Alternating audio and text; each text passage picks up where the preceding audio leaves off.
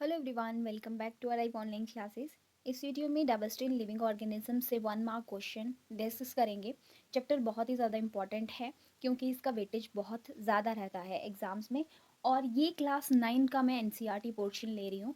और जैसे ये जो पोर्शन है पूरा, ये आपका रिपीट होता है क्लास +1 में भी और हायर क्लासेस में भी। तो कुछ एक ऐसे क्वेश्चन होते हैं जो कॉमन रहते हैं, वो क्लास 9 में भी कॉमन है, क्लास +1 में भी कॉमन है। कुछ एक ऐसे क्वेश्चन मैंने टेट में देखे जो डायरेक्टली क्लास 9 एनसीईआरटी से हैं, जो आप अभी इस चैप्टर में इस वीडियो में देखेंगे। तो डाइवर्सिटी लिविंग ऑर्गेनिज्म की बहुत ज़्यादा है थ्रू आउट द वर्ल्ड, इसलिए उनको क्लासीफाई करना बहुत ज़्यादा इंपॉर्टेंट हो जाता है ताकि उनके करेक्टर के बेस पे अलग अलग ग्रुप में रखा जाए और उनकी क्लासिफिकेशन आइडेंटिफिकेशन में हेल्प मिल सके। इसमें इंट्रोडक्शन में इतना दिया गया है कि हम देखते हैं कि कुछ ऑर्गेनिज्म जैसे कुछ प्लांट्स होते हैं, उनकी हाइट जो है कुछ की 30 मीटर तक होती है, कुछ 100 मीटर लॉन्ग होते हैं। तो ये भी डाइवर्स है, डाइवर्सिटी है इसमें भी। कुछ को देखते हैं हम, जैसे कुछ इंसेक्ट्स होते हैं वो कुछ ही दिनों में मर जाते हैं, कुछ एनिमल ऐसे होते हैं जो बहुत ईयर्स तक रहते हैं। तो ये भी कुछ डाइवर्सिटी है, लेकिन मेन करेक्टर जो बताए गए जिनको बेस माना जाता है क्लासिफिकेशन के लिए, वो हैं, पहला तो ये चीज़ कंसिडर की जाती है कि सेल यूकैरियोटिक है या प्रोकैरियोटिक है, पहला ये चीज़। दूसरी चीज़ ली जाती है क्या वो सिंगल सेल्ड है या वो मल्टी सेलुलर है। तीसरा करेक्टर होता है कि ऑर्गेनिज्म हिट्रोट्रॉपिक है, मतलब organism can produce their own food. उनको हम क्या बोलते हैं, ऑटोट्रॉप्स। और जो अपना खाना खुद नहीं बनाते उनको हम हिट्रोट्रॉप बोलते हैं। फिर मतलब मोड ऑफ न्यूट्रिशन इन्होंने थर्ड करेक्टर माना। और फोर्थ इन्होंने बोला कि क्या वो फोटोसिंथेसिस परफॉर्म कर पाते हैं या नहीं। ठीक है, ये मेन बेसिस उन्होंने लिए। ठीक है, इसके बाद यहाँ से इम्पॉर्टेंट है वही चीज़ मैंने बता दी कि प्लांट अपना खाना खुद बनाते हैं, इसलिए वो ऑटोट्रॉप है। और हिट्रोट्रॉप होते हैं अदर एनिमल्स जो अपना फूड खुद प्रिपेयर नहीं कर पाते। Next is classification and evolution. तो क्लासिफिकेशन और इवोल्यूशन की जब हम बात करते हैं तो चार्ल्स डार्विन का नाम सबसे पहले आता है। इनके बारे में इनका वर्क, क्योंकि सबसे पहले इन्होंने काम किया है क्लासिफिकेशन पे, इवोल्यूशन पे। इन 1859 में उन्होंने एक बुक लिखी, that is origin of species. तो यहाँ से आपका एमसीक्यू बन गया कि ओरिजिन ऑफ स्पीशीज किसने लिखी है, चार्ल्स डार्विन ने। और इवोल्यूशन पे इन्होंने सबसे ज़्यादा काम किया है। अभी रिसेंट लास्ट टाइम ही एक क्वेश्चन आया था जो कि इस पैराग्राफ से था, 9th क्लास एनसीईआरटी से था, बायोडाइवर्सिटी से रिलेटेड था, जिसका आंसर ब्राज़ील था। तो आपको ये सारी कंट्रीज याद रखनी है, मे बी ऑप्शन यहीं से उठा ले।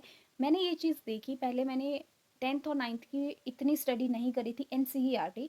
तो जब मैंने देखा तो मैंने ये चीज़ नोटिस करी कि येस, वहाँ से भी क्वेश्चन टैग में बहुत ज़्यादा रहते हैं।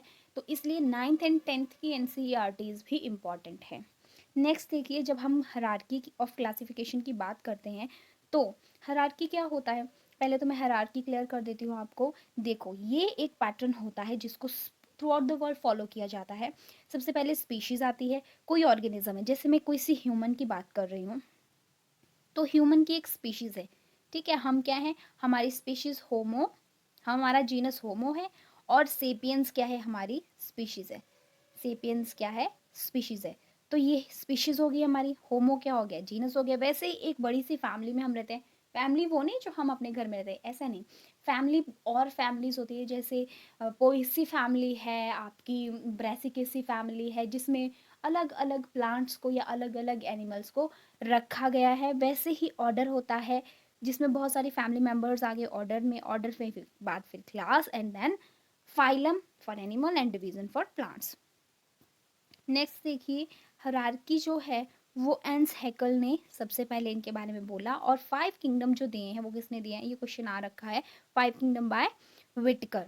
ओके, जिन्होंने 5 किंगडम दिए और उनके बारे में अब हम पढ़ेंगे। First is Monera. वैसे इंडिविजुअल वीडियोस आपको इसमें मिल जाएगी बायोलॉजिकल क्लासिफिकेशन प्लेलिस्ट में, जिसमें ये टॉपिक्स जो है डिटेल में डिस्कस किए गए हैं। मोनेरा सबसे प्रिमिटिव है, प्रिमिटिव किंगडम है। और इसमें क्या है, सारे के सारे यूनिसेलुलर हैं। ठीक है, not do any of them show multi cellular body design. सारे के सारे यूनिसेलुलर है, सबसे सिंपलेस्ट है। ठीक है, सेल वॉल इनके पास क्या होती है, सेल वॉल नहीं होती है। कुछ के पास होती है और कुछ के पास नहीं होती है। जैसे इसमें बैक्टीरिया भी आते हैं, तो बैक्टीरिया के पास सेल वॉल होती है। बैक्टीरिया की सेल वॉल जो है वो म्यूरिन से बनी होती है। स्टूडेंट, म्यूरिन को और पेप्टिडोग्लाइकन भी बोलते हैं। प्रीवियस ईयर क्वेश्चन है, वेरी वेरी इंपॉर्टेंट। नेक्स्ट देखिए, इसके बाद प्रोटिस्टा आता है आपका मोनेरा के बाद। सारे यूनिसेलुलर यूकैरियोटिक ऑर्गेनिज्म आते हैं। मोनेरा में यूनिसेलुलर प्रोकैरियोटिक ऑर्गेनिज्म आते हैं और इसमें एल्गी, डायटम, प्रोटोजोन ये सारे आते हैं। जब हम बात करते हैं कि सेल वॉल किसकी, आगे पेनिसिलिन की बात हुई है यहाँ पे, फंजाई किंगडम, इसके बाद फंजाई किंगडम है जो कि हिट्रोट्रॉपिक होता है, हिट्रोट्रॉपिक यूकैरियोटिक सेल्स होती है और sporophytic type of nutrition show करता है। मैंने बताया आपको स्पोरोफाइट्स मतलब जो डेड कोई मैटर है, डेड डिकेड मैटर पे अपना फूड गेन करता है, उसको हम स्पोरोफिटिक न्यूट्रिशन बोलते हैं। फिर यहाँ पे इस पोर्शन में बता रखा है कि जो फंजाई की सेल वॉल है उसमें काइटिन होता है। पेनिसिलिन आपको याद रखना है, पेनिसिलिन एक एंटीबायोटिक है जो पेनिसिलियम फंजाई से एलेक्जेंडर फ्लेमिंग ने इसको डिस्कवर किया है। फर्स्ट एंटीबायोटिक है। ग्रीन एल्गी को हम साइनोबैक्टीरिया भी बोलते हैं।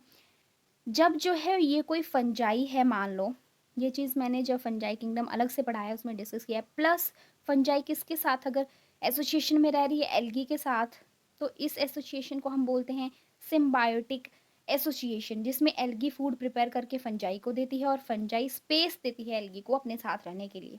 इसके बाद प्लांटी किंगडम आता है जिसमें सारे मल्टी सेलुलर यूकैरियोट्स आ जाते हैं। और एनिमल किंगडम में क्या, सारे के सारे हिट्रोट्रॉप्स है, कोई भी एनिमल अपना फूड जो है खुद प्रिपेयर नहीं कर सकता है। जब किंगडम प्लांटी की बात करते हैं तो हमें पता है ये सारे सीड बेरिंग होते हैं, कुछ जो है कौन बेयर करते हैं, कुछ सीड्स बनाते हैं, कुछ कोन्स के अंदर सीड बनाते हैं और कुछ जो है वो फ्रूट के अंदर सीड बनाते हैं। अब जो है प्लांटी किंगडम में सबसे सिंपलेस्ट जो ग्रुप है दैट इज थैलोफाइटा। ठीक है, क्वेश्चन आता है MCQ, that is simplest plant group that is Thallophyta. इसमें एल्गी इंक्लूडेड होती है। ये सारे एग्जाम्पल आपको याद रखने हैं जो कि क्या है, एल्गी के एग्जाम्पल्स हैं। इसके बाद ब्रायोफाइट्स आपको याद रखना है। यहाँ से ब्रायोफाइट से आपको क्या क्वेश्चन रहता है, it is known as amphibian of plant kingdom, previous year question है। और इसके एग्जाम्पल आपको याद रखने हैं, मार्केंशिया फनेरिया जिनको कॉमनली मॉसिस भी कहा जाता है। इसके बाद स्पायरोगैरा मैंने यहाँ हाईलाइट किया है क्योंकि इसका जो क्लोरोप्लास्ट होता है वो स्पाइरल शेप्ड होता है। ये क्वेश्चन प्रीवियस ईयर है। Next is pteridophyta. टेरिडोफाइटा से क्वेश्चन रहता है कि ये फर्स्ट प्लांट ग्रुप है जिसमें वेस्कुलर बंडल प्रेजेंट होता है और स्पेशलाइज्ड टिश्यू है जिसको हम vascular bundle, xylem and phloem उनमें पढ़ते हैं। इसके बाद क्या है, मॉर्शेला एक ऐसी फर्न है, ठीक है, मॉर्शेला क्या है, एक फर्न है जो टेरिडोफाइट का एग्जाम्पल है। फिर जो टेरिडोफाइट्स हैं इनके पास नेक्ड एम्ब्रियो होता है, ठीक है, नेक्ड एम्ब्रियो। क्रिप्टोगैम एक वर्ड दे रखा है यहाँ पे, देखो क्या होता है, ऐसे प्लांट्स होते हैं जो सीड प्रोड्यूस करते हैं और कुछ ऐसे होते हैं जो सीड प्रोड्यूस नहीं करते हैं। तो जो सीड प्रोड्यूस नहीं करते हैं उनको हम क्रिप्टोगैम्स बोलते हैं, आपको याद रखना है क्या बोलते हैं उनको, क्रिप्टोगैम। और जो सीड प्रोड्यूस करते हैं उनको हम फिनेरोगैम्स बोलते हैं। ये भी प्रीवियस ईयर क्वेश्चन है। नेक्स्ट देखो, ये मैंने आपको बता दिया फिनेरोगैम्स क्या होता है। फिनेरोगैम्स में जिम्नोस्पर्म एंड एंजियोस्पर्म आते हैं। अगर हम जिम्नोस्पर्म की बात करें तो gymno means naked, स्पर्मा means seed. ऐसे सीड जो नेक्ड होंगे, विद इन दी फ्रूट नहीं होंगे। जैसे आप देखते हो ना कोई फ्रूट खाते हो आप, ऑरेंज एप्पल, उसके अंदर सीड्स होते हैं, इस तरीके से जिम्नोस्पर्म में नहीं होता है, सीड नेक्ड होते हैं। और अगर हम एंजियोस्पर्म की बात करें, एंजियोस्पर्म में क्या है, एंजियो मीन्स कवर्ड, स्पर्मा मीन्स सीड, कवर्ड सीड होते हैं और कवर कहाँ पे होंगे, फ्रूट के अंदर होंगे। अब जब हम बात करते हैं एंजियोस्पर्म्स की, तो एंजियोस्पर्म फर्दर टू कैटेगरी में डिवाइडेड होते हैं। One is monocot, another is dicot. Monocot में एक कॉटिलेडन होगा, ठीक है, मैंने ये चीज आपको अलग से भी पढ़ाई है। और डाइकॉट्स में दो कॉटिलेडन होंगे सीड के अंदर। नेक्स्ट देखिए एनिमेलिया। फिर जो इस चैप्टर का एनिमेलिया पोर्शन है ये बहुत लेंथी है और यहाँ से भी बहुत सारे क्वेश्चंस होते हैं, तो चलिए फटाफट रिवाइज कर लेते हैं इसको, क्योंकि रिवीजन सीरीज है, इसमें एक्सप्लेनेशन कम और क्वेश्चन 1 मार्क क्वेश्चन ज़्यादा मैं डिस्कस करती हूँ। एनिमेलिया यूकैरियोटिक है, मल्टी सेलुलर होते हैं। अगर आपको ये टर्म्स नहीं पता, multi cellular, eukaryotic, 9th class के लिए बोल रही हूँ, तो मैंने इस पर सेपरेट वीडियो बनाई है पूरी बायोलॉजिकल क्लासिफिकेशन में, क्लास 9 बायोलॉजी में भी आपको मिल जाएंगी, तो उस प्लेलिस्ट में जाके देख सकते हो। नेक्स्ट देखो, इसमें एनिमेलिया किंगडम में हम मेन फाइलम्स पढ़ते हैं। फाइलम्स मतलब डिफरेंट डिफरेंट एनिमल्स के ग्रुप पढ़ते हैं, जिसमें डिफरेंट डिफरेंट एनिमल्स को अलग अलग ग्रुप्स में रखा गया है। पॉरीफेरा ग्रुप है एक पहला, तो पहला ये सबसे प्रिमिटिव है, सबसे सिंपलेस्ट है, दोनों ही प्रीवियस ईयर क्वेश्चन हैं। पॉरीफेरा में एक क्वेश्चन था कि ऐसा कौन सा ऑर्गेनिज्म है जिसकी बॉडी में बहुत सारे पोर्स होते हैं, जिनको उनको क्या बोलते हैं? ऑस्टिया बोलते हैं उनको। ये भी प्रीवियस ईयर क्वेश्चन है, किस में होता है? पॉरीफेरा में होता है। ठीक है, ये क्वेश्चन रहा है। इसके बाद निडेरिया सेकंड है। निडेरिया सेकंड है, ये क्या है? लिविंग ऑर्गेनिज्म जो कि वाटर बॉडीज में रहते हैं। ठीक है, वाटर बॉडीज में रहते हैं। और इनका नेक्स्ट जो करेक्टर है दैट इज कोरल रीफ्स, आपने सुना होगा, ये इसी का एग्जांपल है। और ये हाइड्रा का डायग्राम है। क्वेश्चन हाइड्रा से यहाँ से आया, टेंटिकल से, कि कौन सा बॉडी पार्ट है हाइड्रा का जो फूड को कैप्चर करने में या प्रे को कैप्चर करने में, अपना फूड कैप्चर करने में हेल्प करता है, वो टेंटिकल्स होते हैं। नेक्स्ट प्लेटीहेलिमेंथिस बाइलेटरल सिमेट्री होती है, मतलब इनका बॉडी को हम दो इक्वल पार्ट्स में कट कर सकते हैं। ट्रिप्लोब्लास्टिक मतलब 3 जर्म लेयर से मिलके बना है। Next, they are either free living और पैरासिटिक। पैरासिटिक मतलब जो दूसरों की बॉडी पे रहते हैं। एग्जाम्पल लिवर फ्लू इसका बहुत इंपॉर्टेंट है। नेक्स्ट इज टेपवर्म वगैरह, ये सारे ही आपके प्लेटीहेलिमेंथिस के एग्जाम्पल है, इंपॉर्टेंट है। Next is Annelida. एनिलिडा में ट्रू बॉडी कैविटी होती है, बाइलेटरली सिमेट्रिकल होते हैं। और इसका कॉमन एग्जाम्पल आप देख सकते हो, ये देखो, अर्थवर्म तो आप सभी ने देखा होगा। ठीक है, इसको क्या बोलते हैं? नेचुरल प्लफमैन भी बोलते हैं। ये क्वेश्चन भी प्रीवियस ईयर है कि नेचुरल प्लफमैन किसको बोलते हैं? तो अर्थवर्म को बोलते हैं। निमेटोडा की बात करें तो ट्रिप्लोब्लास्टिक ऑर्गेनिज्म उसमें आते हैं। Worms of intestine, round worm और पिन वर्म इनको बोलते हैं, कॉमन, ये भी प्रीवियस ईयर क्वेश्चन है। नेक्स्ट देखो, Arthropoda, largest group of animal kingdom, largest phylum of animal kingdom, ये भी प्रीवियस ईयर क्वेश्चन है। सॉरी। ज्वाइंटेड लेग्स होती है, मतलब ज्वाइंटेड जो अपेंडेजेस किस में होती है? तो आर्थ्रोपोड्स में होती है। मोस्टली कॉकरोच ऑप्शन में दिया होता है, तो ऑब्वियसली कॉकरोच क्या है? इंसेक्ट है। और अर्थ्रोपोड में सारे के सारे जितने भी इंसेक्ट है वो अर्थ्रोपोड्स में ही आते हैं। नेक्स्ट है मोलस्का। मोलस्का जो है सेकेंड लार्जेस्ट फाइलम है। बाइलेटरल सिमेट्री होती है, मतलब इनके ऑर्गेनिज्म को भी हम सेंटर से कट करके दो इक्वल पार्ट्स में बांट सकते हैं। स्नेल्स भी किस में आती है? मोलस्का ग्रुप में आती है। नेक्स्ट है आपका Echinodermata. Echinodermata free living marine animal होते हैं। इकाइनोडर्मेटा से स्टारफिश आता है, कि क्वेश्चन ऐसे आता है, starfish belongs to which phylum? That is echinodermata. Starfish echinodermata से है, इसलिए फाल्स फिश इसको बोलते हैं। फाल्स फिश पे मैंने अलग से वीडियो बनाया क्योंकि मैक्सिमम टाइम वहाँ से क्वेश्चन रहा है।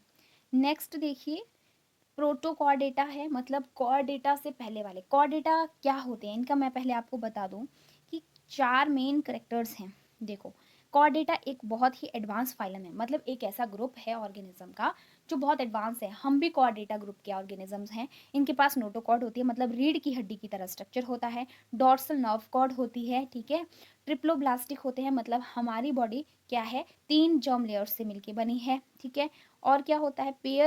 पेयर्ड गिल पाउचेस होते हैं। सिलोमेट होते हैं। सिलोमेट मतलब ट्रू बॉडी कैविटी। सिलोमेट का मतलब है ट्रू बॉडी कैविटी है, जैसे हमारी बॉडी में माउथ है, ट्रू ओपनिंग है। तो ये करेक्टर प्रोटोकॉर्डेटा में नहीं होंगे। प्रोटोकॉर्डेटा से क्या आता है? इनकी जो नोटोकॉर्ड होती है वो लाइफ के अगले स्टेजेस पे डिसअपियर हो जाती है। ठीक है, ये लिख रखा है।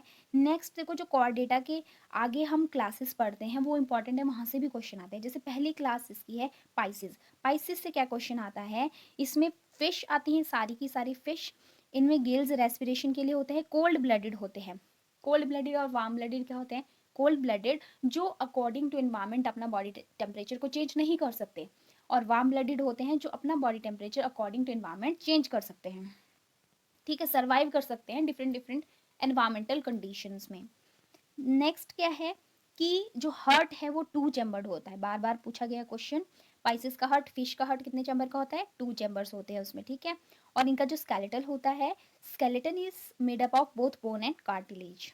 नेक्स्ट देखिए, रेप्टिलिया है। रेप्टिलिया में सारे के सारे जो जैसे रेंगते हैं ना, जैसे सांप रेंगते हैं, वो वाले एनिमल्स इसमें आ जाते हैं। इनका हार्ट 3 चैम्बर्ड है। क्रोकोडाइल, देखो इसमें क्रोकोडाइल भी इसका एग्जाम्पल है। किसका? रेप्टिलिया का। मैंने बोला 3 चैम्बर्ड हार्ट इनका होगा, लेकिन एक्सेप्शन है कि क्रोकोडाइल का 4 होता है, इसलिए ये क्वेश्चन भी पूछा गया है। नेक्स्ट देखो, एम्फीबिया। एम्फीबिया भी कॉर्डेटा की क्लास है, इसका भी हार्ट मेनली पूछा जाता है। 3 चैम्बर्ड हार्ट होता है, आपको एग्जाम्पल भी पता होने चाहिए, जैसे इसमें टोड वगैरह, राना टिग्राना, फ्रॉग, हाइला। ठीक है, ये इसके कॉमन एग्जाम्पल है। इसके बाद एव्स आ जाता है। एव्स में क्या आता है? आपके सारे बर्ड्स, और ये वार्म ब्लडेड होते हैं और रेस्पिरेशन थ्रू लंग्स होती है इनकी। और जो रेस्पिरेशन लंग्स से होती है उसको हम क्या बोलते हैं? Pulmonary respiration. क्या बोलते हैं? Pulmonary respiration. Next Mammalia class आती है which is very very important, जिसमें हम भी आते हैं। मैमल्स क्या है? वार्म ब्लडेड ऑर्गेनिज्म होते हैं। 4 चैम्बर्ड हार्ट होता है, ठीक है। प्रोडक्शन ऑफ मिल्क होती है इनकी बॉडी में। स्किन पे हेयर्स होते हैं और ऑयल ग्लैंड्स प्रेजेंट होती है। एग्जाम्पल जितने भी जैसे ह्यूमन बींग्स हैं, बहुत सारे अदर एनिमल्स हैं, ठीक है, वो सारे इसमें आते हैं। जैसे आपकी कैट होगी, डॉग होगी, है ना, ये सारे इसके एग्जाम्पल हैं। इसके बाद यहाँ से इंपॉर्टेंट है कार्ल लिनियस। मैंने आपको बता दिया कार्ल लिनियस के बारे में, पीछे की एवोल्यूशन के बारे में। इन्होंने सबसे पहले बहुत सारा काम किया था। Next last topic is nomenclature. हम जितने भी एनिमल्स हैं इनको अलग अलग ग्रुप में तो रख दिया जाता है, लेकिन इनको क्लासिफाई करने के बाद नाम भी तो दिया जाता है। कोई ऐसा सिस्टम है जो नाम, जिससे हम नाम देते हैं किसी ऑर्गेनिज्म को? तो क्या होता है, इसके लिए साइंटिफिक नेम्स दिए जाते हैं जो बहुत यूनिक होते हैं।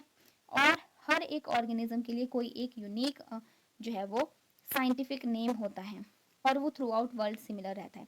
अगर आपको कॉमन चीज़ें, सर्टेन जो कॉमन रूल्स हैं वो ध्यान में रखने होते हैं, कि जैसे आप जीनस लिखते हो, वो जीनस का पहला लेटर कैपिटल होना चाहिए, और जो स्पीशीज लिखते हो उसका स्मॉल होना चाहिए, और ये दोनों ही अंडरलाइन होते हैं, ठीक है। ये साइंटिफिक नेम जो है वो इटैलिक्स में, इटैलिक्स लैंग्वेज में दिए जाते हैं, और लिखते इसको लैटिन में है, ठीक है।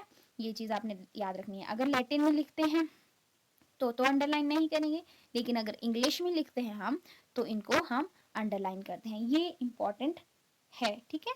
और हम जो रूल फॉलो करते हैं नॉमेनक्लेचर के लिए वो है बाइनोमियल नॉमेनक्लेचर। बाइनोमियल नॉमेनक्लेचर, ये जो है बाइनोमियल नॉमेनक्लेचर, जिसमें दो नाम दिए जाते हैं। जैसे ह्यूमन के लिए होमो सेपियन, दो नाम है एक ही ऑर्गेनिज्म के लिए। So this is all about for this chapter. Thank you so much for watching this video. Bye bye.